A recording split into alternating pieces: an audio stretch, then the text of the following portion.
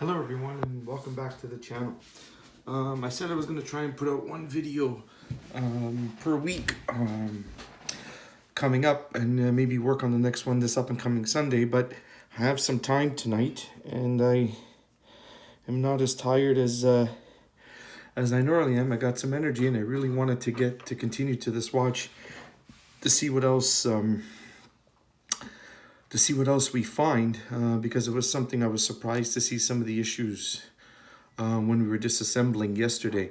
And it was something that I bought a few years ago, did like very quick inspection on it when I was purchasing it, didn't really give it too much time, sort of put it away, locked it up at the time, and then wanted to get back to it, and just with everything going on, haven't had the time.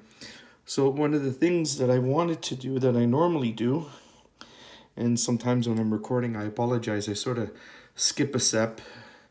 And I mean, as long as we get to it eventually, but it's very important that we, I normally have a routine that I go through on a watch, but speaking at the same time doing the service, I sort of skipped a step yesterday, and I wanted to go back and double check that.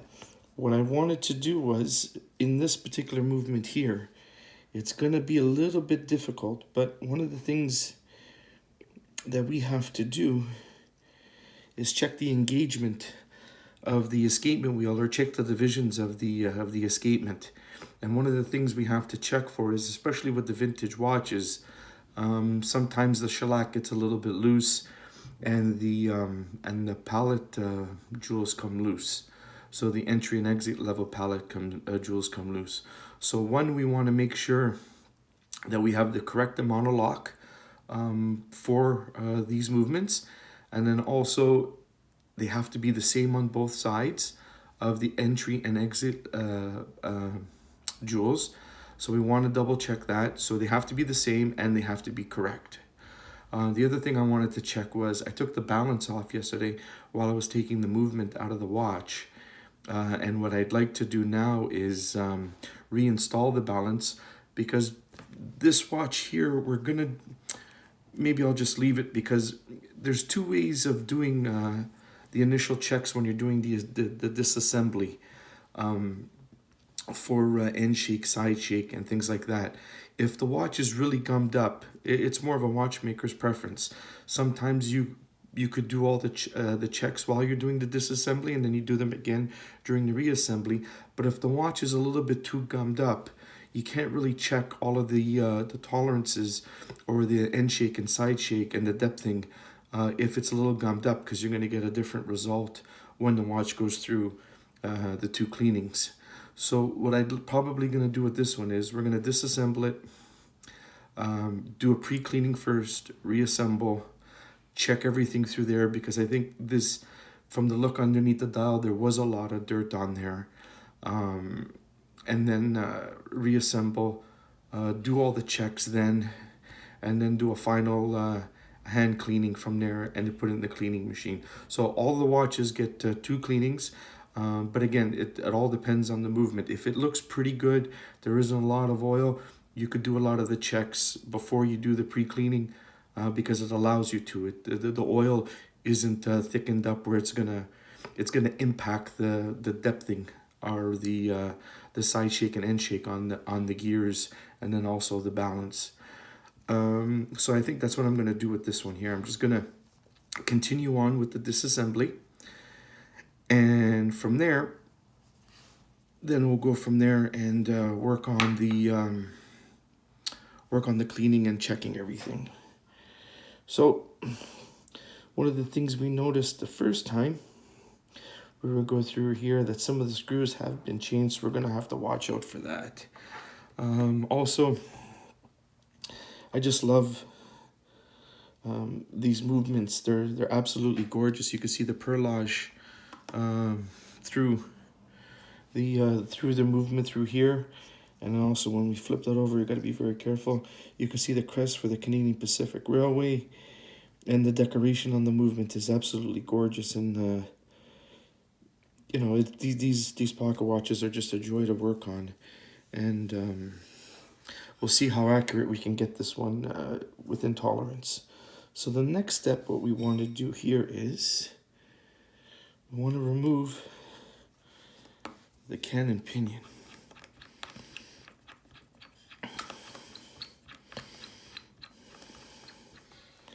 So a little bit more, and then so this is just a generic movement holder. Depending on the size of the movements, we do have some other movement holders that we use that are a little bit more fit to certain lines or certain sizes of watches, like a 10.5 line, and they're made by Bergeron and some other companies, and they have the supports on the bottom, so when you're really reinstalling some of the second hands, the jewels are supported on the back side. So this one here is does not have that. It's just a generic movement holder.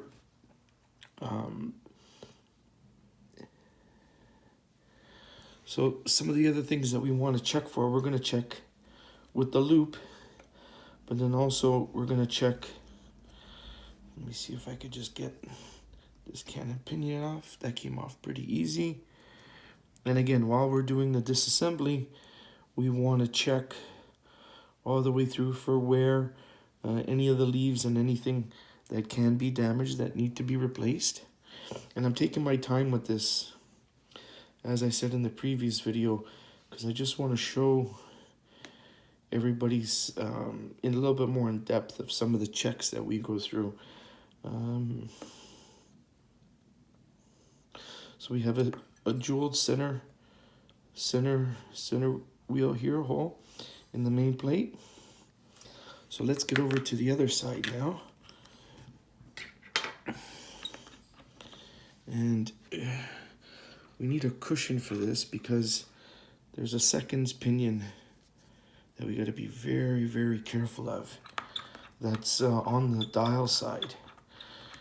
So if we put this watch down the wrong way, we're going to bend that pinion, and that will not be a good thing.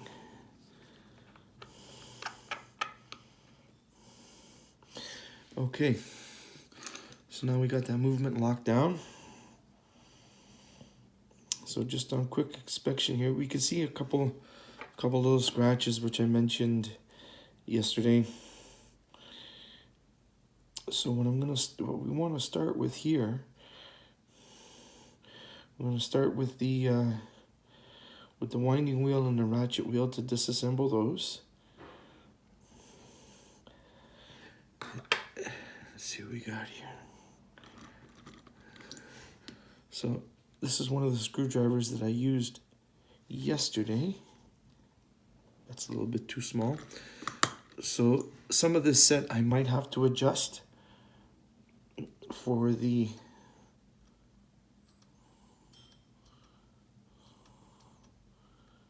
let's see.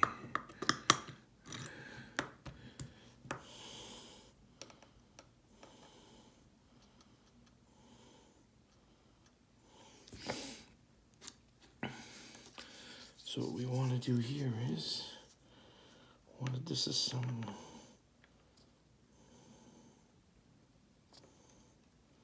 now some of these are left-handed.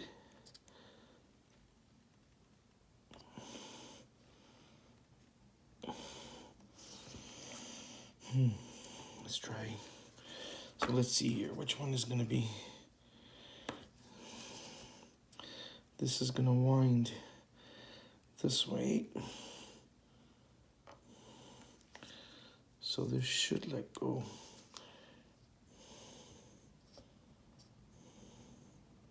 There we go. So that was a regular threaded, right-handed threaded screw. So you got to be very, very careful, even though I know which way each one of them goes. I kind of walk and talk my way through each one just to double check. And sometimes you have to, you don't want to use too much pressure.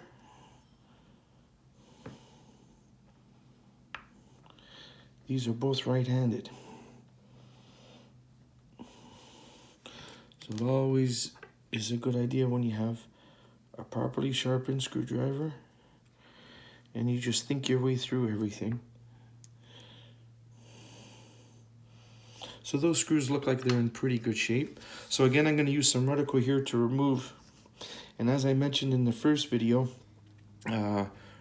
rub off here I use to disassemble. I use it to do the pre-cleaning, but I never use it on assembly, especially on the jewels, because it tends to leave a little bit of a residue, and I don't want to take the chance of contaminating the oil and diminishing the service interval for the watch. So I take really good care. All of my oil. So we see here, I have one of the oil. These are one of the oil cups that I have with some of the different oil. D5 I don't use too much anymore. I use HP 1300. It's just the spreading on the older D5s. So I do use this for some of the other jobs that I do sometimes if I'm anything at all. If I'm tapping some screws or things like that, I always like to have this one here. But I don't have a lot of oil or greases that are in here, and they're changed very often. That way that the dust doesn't get in there. Each oil cup has a separate lid. That way when we're opening it, nothing out, none of the other oils are opened at the same time, and it stops the dust from getting in there. And then we'll go through a little bit more when we're doing the oiling, some of the preparation that you have to go through for the oilers, and then also some of the best practices when collecting the oil, depending on what you're going to oil or grease in the watch. You know, there's a certain way that you could collect the oil so it aids in the quality and the accuracy of the oiling. So we'll go through that once we go through some of the oiling from there. But again, the reticle, I only use it to aid in the disassembly and the inspection and the pre-clean. And I very, very rarely, I don't use it at all during the oiling from there. So we'll see once we're doing the assembly and the oiling, it takes a little bit longer to do things, but the oiling is done very, very precise. And it's very, very important, because if you put too much oil or too much grease, it tends to spread, it attracts dust. But not only that, it's got a capillary action to the oil, and it could be drawn away from the actual surfaces that you're trying to lubricate to reduce wear and then to increase the service interval. So it's kind of counterproductive, and it's physics. It just happens to work that way. So when the oiling, when we do the oiling to aid in the operation of the movement, and then also to lengthen the lifespan of the movement, and then also the accuracy of the movement. But if the oiling isn't done precisely, it's actually counterintuitive. So that's actually going to work against us. Okay, so got this wheel here. So one of the inspections that we can do here is quick inspection and take a look at all the teeth.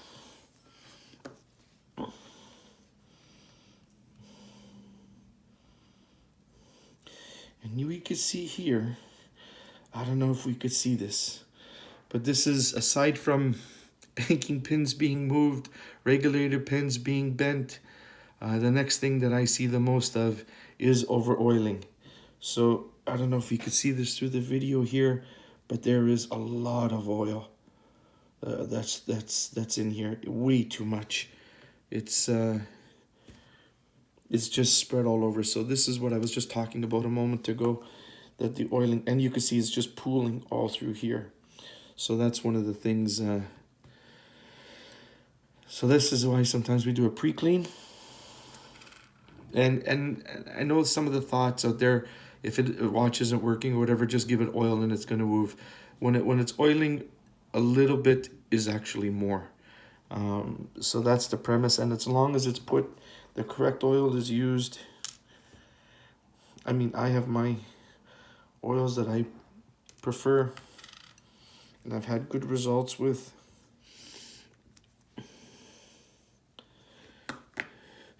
So again, this is some of the things when we're disassembling a watch. Like for example here, we could see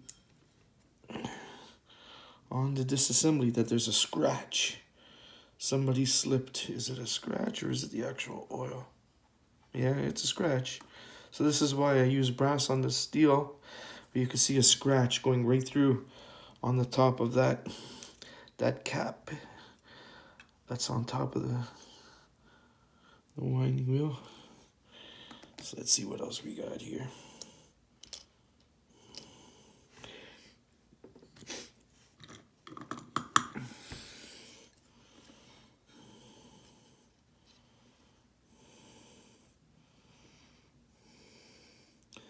So those teeth look all pretty good. Let's see here.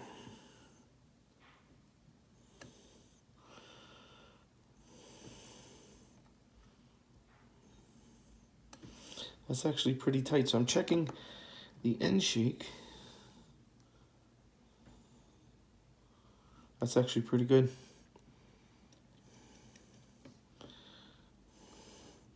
Of the barrel. Because we got a steel barrel arbor that's here running on a brass. And over the years with that running, again, if it's not lubricated properly or the service isn't done, with all the torque and the power that's through here, running as often as it does, these holes sometimes tend to enlarge, and it contributes to not a proper power transmission in the watch, and then the watch could stop. So that looks pretty good. We'll check it again without the barrel in, but on first sight, we're looking good. So now from here, I'm going to disassemble. We'll take the click off after. Very simple click setup here. It's nice. There's no springs. It's just a single component for the click. So now from here, let's take off the barrel bridge. That screwdriver's too small. So you could see exactly. Oh, it's another thing that we find sometimes, and there's sort of a standard when it comes to tightening screws, so that the next watchmaker, who would be me, isn't forced with this, is how tight to put screws. And there's once you're taught the right way to do it, and you've done it, the screws, a few times, you get used to how much to torque a screw. And that's one of the reasons why we don't tighten the screws down greatly. So you got to be very careful. I sort of take my time in doing this.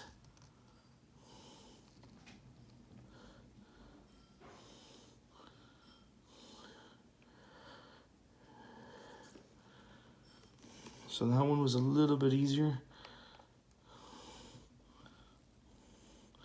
There we go.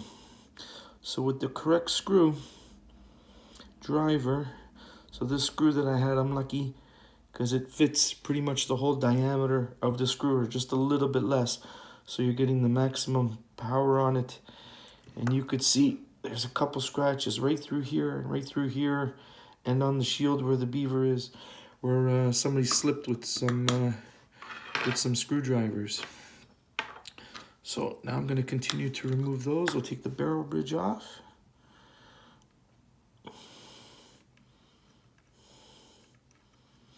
And the other thing we want to do at this point is we want to examine the screws that are coming out of here, because sometimes on the plate screws or the barrel screws, we'll get one or two that are a different height. And even, I'm going to try and look up the service manual for this watch. See if I can get a diagram or something. There's another screw here, because I don't want to trust, just because of the condition that this screw that this watch was in, that the previous person has everything correct. The watch did run before, but just like that old rule of thumb, if you have a chance to get a service manual, then you want to get that. You want to see the oil points. This is a really old watch, so we might have to just go off a generic, sort of a standard. Those two screws are the same. Sort of a standard when it comes to oiling. Well, this is what I'm... Let's see what we got here.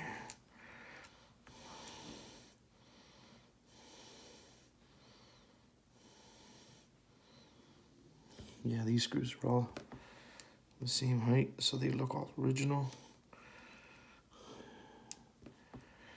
So again, this all takes a little bit of time. I know I'm sort of talking and doing this, so it does take a little bit longer. And once you've done a few of these, you go through it a little bit quicker. So now with that loose, let's take out the barrel bridge. And one of the ways, if you're ever worried about scratching some of the barrel bridges, one, you want to remove everything and use brass tweezers. And two, if you're worried about scratching the top, sort of like so this doesn't happen, you could grab everything from inside the screw holes and through the side. So we got, you know, for a watch that's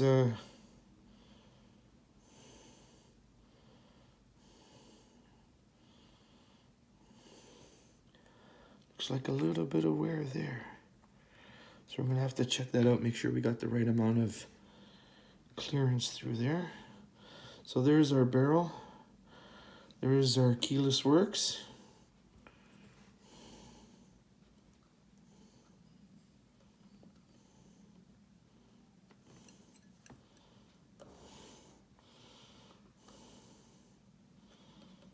We'll leave that in there. I'll have to take that out.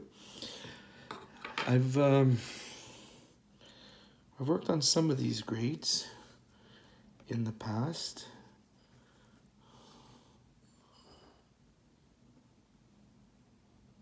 But these screws are definitely too tight.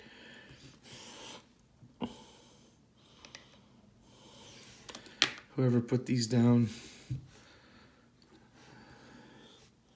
it's gonna be too big maybe.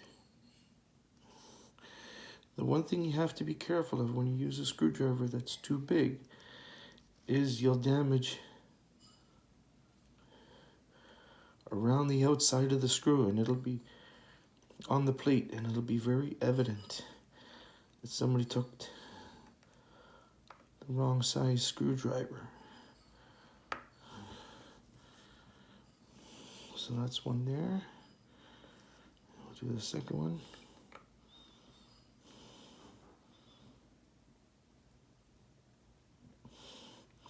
Wow, these are all way too tight.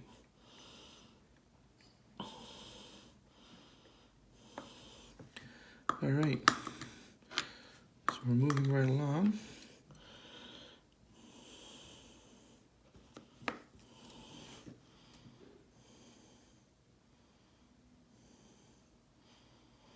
Yeah, I think I prefer to do a pre-clean on this, do the reassembly.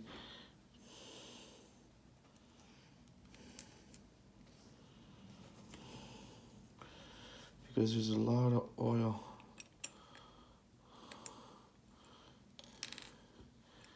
in this watch. So there we go.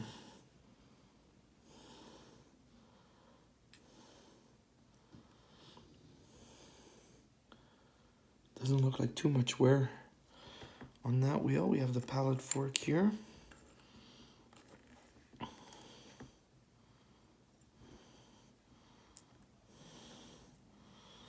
So the good thing is the shellac looks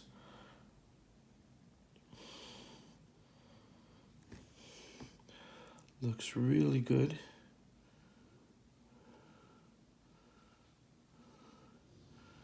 So you can see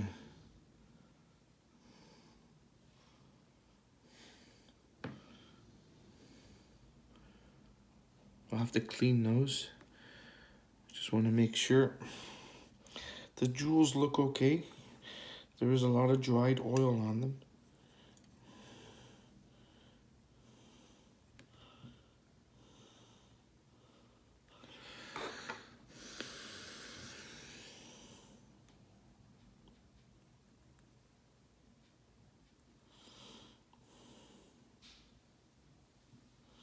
Yeah, there is a lot of dried oil here. I actually thought one of the jewels were cracked, but it's not. It's actually oil, which is a good thing. So what we're gonna have to do is do a pre-clean, check all the end shakes. It doesn't take long to do that. You just pop the gears back in, check to make sure everything is loose.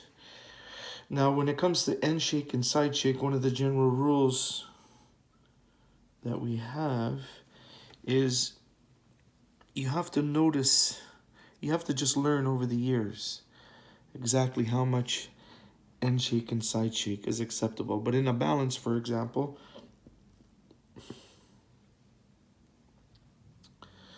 you want end shake to be noticeable but not measurable.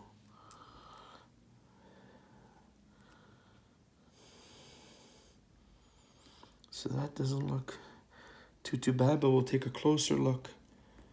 Just looking at the pivots to see maybe if there's anything that we're gonna have to burnish with a Jacko tool. The condition of the jewels.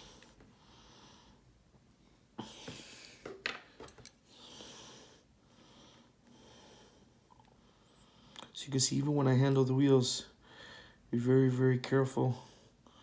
So we're gonna check to make sure that all of these wheels are running true. We've got the barrel here. It's a two-piece barrel there, slightly different than what we're used to seeing. All the teeth don't look bad. Now again, when I had the watch, it was running. The teeth don't look bad. So here's another indication. I don't know if anybody could see that, but there's a lot of oil through here.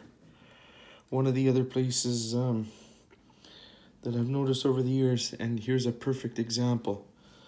There's oil between the plates, right all along through here.